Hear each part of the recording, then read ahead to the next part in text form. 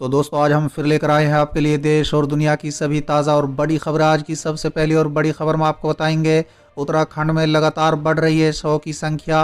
अब तक इतने शव बरामद। वहीं अगली बड़ी खबर में आपको बताएंगे क्या है ऋषि गंगा पावर प्रोजेक्ट, जिसे चमेली में आए सैलाब ने तबाह कर दिया। इसी के साथ अगली बड़ी खबर में आपको बताएंगे, किसान महापंचायत में बोले टिकैत, वक्त आने पर महिलाओं के गुस्से का करेंगे इस्तेमाल। इसी के साथ अगली बड़ी खबर में आपको बताएंगे, राज्यसभा में कृषि मंत्री के जवाब पर बोले दीपेंद्र, मुझे लिया निशाने पर लेकिन किसान पर न साधे निशाना। वहीं अगली बड़ी खबर में आपको बताएंगे, राहुल गांधी को कांग्रेस की कमान सौंपने की मांग तेज, दिल्ली के बाद छत्तीसगढ़ में भी प्रस्ताव पारित। इसी के साथ अगली बड़ी खबर में आपको बताएंगे, अब नीतीश कुमार ने रोका मंत्रिमंडल का विस्तार। बीजेपी के अध्यक्ष बोले, हमने लिस्ट सौंप दिया है, फिर क्यों फंसा है पेच। वहीं अगली बड़ी खबर में आपको बताएंगे, सरकार 2 अक्टूबर तक वापस ले कानून, अब फौजी बेटे के फोटो को लेकर बैठेंगे किसान। राकेश टिकैत का बड़ा बयान। दोस्तों इसी के साथ अगली बड़ी खबर में आपको बताएंगे, कांग्रेस कार्यकर्ता मिलकर अधिकारियों की करेंगे मदद। ग्लेशियर हादसे पर सोनिया गांधी का बड़ा ऐलान। वहीं अगली बड़ी खबर में आपको बताएंगे, उत्तराखंड आपदा में सीएम रावत के बाद पीएम मोदी ने किया आर्थिक मदद का ऐलान। हर एक मरने वाले के परिजनों को दी जाएगी वित्तीय सहायता। इसी के साथ अगली बड़ी खबर में आपको बताएंगे, राजस्थान निकाय चुनाव में कांग्रेस ने 48 सीटों पर मारी बाजी, तो बीजेपी ने जीती 37 सीटें। तो चलिए देख लेते हैं आज की पहली बड़ी खबर। उत्तराखंड में लगातार बढ़ रहा है शव की संख्या। अब तक इतने शव बरामद। दोस्तों दरअसल उत्तराखंड के चमेली में ग्लेशियर फटने की घटना ने पूरे राज्य को हिलाकर रख दिया है। इस हादसे में मारे गए लोगों में से फिलहाल 10 लोगों के शव बरामद किए जा चुके हैं। उत्तराखंड के चमेली में ग्लेशियर टूटने की सूचना रविवार सुबह 10:30 बजे मिली थी। जहां पर यह घटना हुई वहां से जैसीमठ करीब 25 किलोमीटर दूर है। दोस्तों बता दें, धौली गंगा में बाढ़ ने भारी तबाही मचा रखी थी।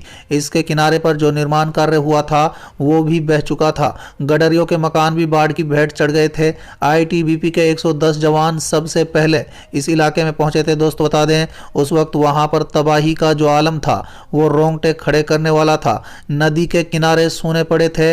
आईटीबीपी जवानों ने पहाड़ी में लोहे की कीलें ठोककर नीचे उतरना शुरू कर दिया। धौली नदी में उस वक्त पानी का बहाव बहुत तेज था। दोस्तों बता दें, जवानों ने खुद को रस्सी से बांधकर राहत और बचाव ऑपरेशन शुरू किया। दोस्तों बता दें, करीब 3 घंटे बाद 1.5 दर्जन लोगों के सुरक्षित तरीके से सुरंग से बाहर लाया जा सका। आईटीबीपी के मुताबिक जैसे ही इस हादसे की सूचना मिली वो तुरंत घटनास्थल की तरफ रवाना हो गए थे। हालांकि इस हादसे में 150 से अधिक लोगों को मारे जाने का अनुमान लगाया जा रहा है। दोस्त बता दें, आईटीबीपी के महानिदेशक एसएस देसवाल ने बताया है कि हादसे वाली जगह पर लगभग 100 से ज्यादा लोग काम कर रहे थे, जिनमें से 10 लोगों के शव बरामद किए जा चुके हैं। शवों को ढूंढने के लिए सर्च ऑपरेशन चलाया जा रहा है। घटनास्थल पर बचाव और सहायता के लिए 250 आईटीबीपी के जवान मौजूद हैं। जल्द ही इंडियन आर्मी के जवानों की भी घटनास्थल पर पहुंचने की उम्मीद है। चलिए अगली खबर क्या है ऋषि गंगा पावर प्रोजेक्ट, जिसे चमेली में आए सैलाब ने तबाह कर दिया। दोस्तों दरअसल उत्तराखंड में चमेली जिले के जोशीमठ में ग्लेशियर टूटने की वजह से बड़ा हादसा हो गया है। दोस्तों बता दें, उत्तराखंड के चमेली जिले में बिजली उत्पादन की एक परियोजना चल रही है जिसका नाम ऋषि गंगा पावर प्रोजेक्ट है। ये करीब 10 साल से अधिक से काम कर रही है। दोस्तों बता दें, ये सरकारी नहीं बल्कि निजी क्षेत्र की परियोजना है। बता दें कि पहले भी इस प्रोजेक्ट का काफ़ी विरोध हुआ है और परिवारन के लिए काम करने वाले लोगों ने इसे बंद करने के लिए न्यायालय का दरवाजा भी खटखटाया था। हालांकि ये प्रोजेक्ट बंद नहीं हुआ। दोस्तों बता दें, ऋषि गंगा नदी पर यह प्रोजेक्ट चल रहा है। ऋषि गंगा नदी धौली गंगा में मिलती है। ग्लेशियर टूटने की वजह से इन दोनों नदियों में पानी का स्तर बढ़ गया है और बाढ़ जैसे हालात हो गए हैं। दोस्तों बता दें कि ऋषि गंगा पावर प्रोजेक्ट के जरिए 63,520 MWH बिजली बनाने का लक्ष्य है। चलिए अगली खबर, किसान महापंचायत में बोले टिकैत, वक्त आने पर महिलाओं के गुस्से का करेंगे इस्तेमाल। दोस्तों दरअसल हरियाणा में भिवानी के कितलाना टोल में किसानों की महापंचायत का आयोजन किया गया। इसमें किसान नेता राकेश टिकैत भी शामिल हुए। दोस्तों बता दें, राकेश टिकैत भिवानी के कितलाना टोल किसान महापंचायत के अलावा चरखी दादरी की महापंचायत में भी पहुंचे। दोस्तों बता दें, राकेश टिकैत ने यहां सरकार पर निशाना साधते हुए आंदोलनकारियों को रिहा करने की मांग की। दोस्तों बता दें, चरखी दादरी में निर्दलीय विधायक बलराज कुंड ने कहा है कि दिल्ली का फल सब्जी दूध अनाज जब तक बंद नहीं होगा तब तक दिल्ली की सरकार हमारी बात नहीं सुनेगी। दोस्तों बता दें कि भारतीय किसान यूनियन के प्रवक्ता राकेश टिकैत ने कहा है कि हम पूरे देश में जाएंगे, सरकार मांगे मान ले, धोखे से लाल किले पर ले जाया गया। उन्होंने कहा है कि सरकार व्यापारी की है, हमें गरीबों को जोड़ने की ज़रूरत है। गांव के लोग दिल्ली के आंदोलन में जाएं, कानून वापस होने तक अपने जिले अपने घर की सीमा में रहें। दोस्तों बता दें राकेश टिकैत ने कहा है कि जब तक कानून वापस नहीं होगा तब तक मैं घर नहीं जाऊंगा। हमारा संगठन सभी बिरादरी का है, किसानों का ये आंदोलन सिर्फ जाटों का नहीं है। उन्होंने कहा है कि हमारे मनोबल को तोड़ने की कोशिश की जा रही है, हम सरदारों को नहीं छोड़ सकते। महिलाओं के गुस्से का वक्त आने पर इस्तेमाल किया जाएगा। चलिए अगली खबर। राज्यसभा में कृषि मंत्री के जवाब पर बोले दीपेंद्र, मुझे लिया निशाने पर लेकिन किसान पर न साधे निशाना। दोस्तों दरअसल राज्यसभा में कृषि मंत्री नरेंद्र तोमर द्वारा किसान आंदोलन को केवल एक प्रदेश का बताए जाने पर सांसद दीपेंद्र हुड्डा ने कड़ी नाराजगी जताई है। उन्होंने कहा है कि उन्होंने जब राज्यसभा में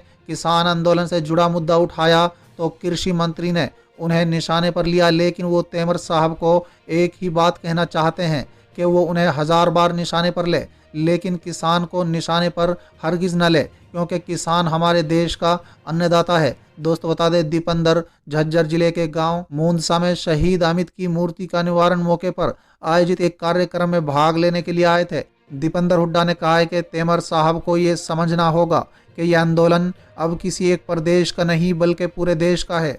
चलिए अगली खबर। राहुल गांधी को कांग्रेस की कमान सौंपने की मांग तेज, दिल्ली के बाद छत्तीसगढ़ में भी प्रस्ताव पारित। दोस्तों दरअसल राज्य में होने वाले विधानसभा चुनाव के बीच कांग्रेस की कमान राहुल गांधी को सौंपने की मांग तेज हो गई है। छत्तीसगढ़ कांग्रेस ने राहुल गांधी को पार्टी का अध्यक्ष बनाए जाने की मांग की है और इस संबंध में प्रस्ताव भी पारित किया है। दोस्तों बता दें छत्तीसगढ़ में प्रदेश कांग्रेस कमेटी के सभी पदाधिकारियों ने इस प्रस्ताव को ध्वनि मत से पारित किया है। दोस्तों बता दें दिल्ली के बाद छत्तीसगढ़ दूसरा राज्य है जहां राहुल गांधी को पार्टी की कमान सौंपने की मांग उठी है और इस संबंध में प्रस्ताव पारित किया गया है। दोस्तों दरअसल छत्तीसगढ़ कांग्रेस की तरफ से पारित किए गए प्रस्ताव में कहा गया है कि ये प्रस्ताव राज्य के मुख्यमंत्री भूपेश बघेल ने रखा था और इसका समर्थन छत्तीसगढ़ प्रदेश प्रभारी पीएल पुनिया और प्रदेश के पार्टी अध्यक्ष मोहन मार्कंड ने किया है। दोस्तों बता दें प्रस्ताव में कहा गया है कि राहुल गांधी के नेतृत्व में कांग्रेस संगठन निरंतर दृढ़ता और मजबूती प्राप्त करेगी। राहुल गांधी के नेतृत्व में कांग्रेस कार्यकर्ताओं में एक विश्वास जागा है और उनकी ही मार्गदर्शन और नेतृत्व से कांग्रेस पार्टी की नींव को और अधिक मजबूत करेंगे। चलिए अगली खबर। अब नीतीश कुमार ने रोका मंत्रिमंडल का विस्तार, बीजेपी के अध्यक्ष बोले हमने लिस्ट सौंप दिया है फिर क्यों फंसा है पेच। दोस्तों दरअसल बिहार में 13 मंत्रियों के सहारे सरकार चला रहे नीतीश कुमार ने खुद ही मंत्रिमंडल का विस्तार रोक रखा है। कुछ दिनों पहले तक नीतीश कह रहे थे बीजेपी की सूची नहीं मिलने के कारण मंत्रिमंडल का विस्तार नहीं हो पा रहा है।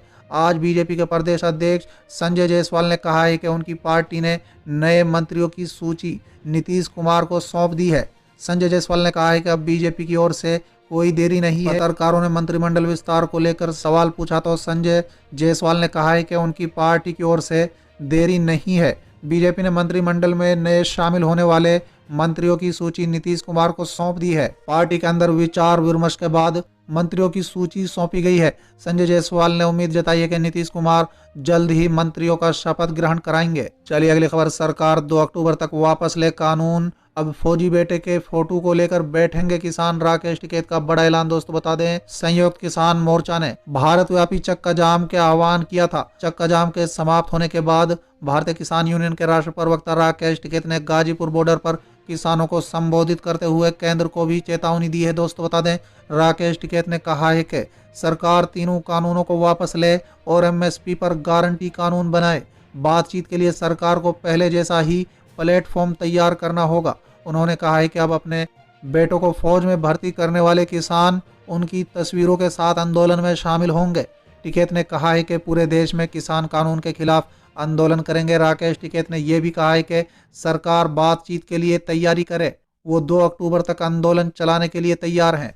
चलिए अगली खबर। कांग्रेस कार्यकर्ता मिलकर अधिकारियों की करेंगे मदद, ग्लेशियर हादसे पर सोनिया गांधी का बड़ा ऐलान। दोस्तों दरअसल कांग्रेस नेता राहुल गांधी ने रविवार को उत्तराखंड में ग्लेशियर के टूटने और बाढ़ आने की स्थिति पर चिंता व्यक्त की थी और प्रभावित लोगों की मदद के लिए अपनी पार्टी के कार्यकर्ताओं से आग्रह किया था। दोस्तों बता दें कि रविवार को चमेली जिले के जैशीमीड में ग्लेशियर टूट गया जिससे धौली गंगा नदी में अचानक बाढ़ आ गई। चलिए अगली खबर, उत्तराखंड आपदा में सीएम रावत के बाद पीएम मोदी ने किया आर्थिक मदद का ऐलान, प्रत्येक मृतक के परिजनों को दी जाएगी वित्तीय सहायता।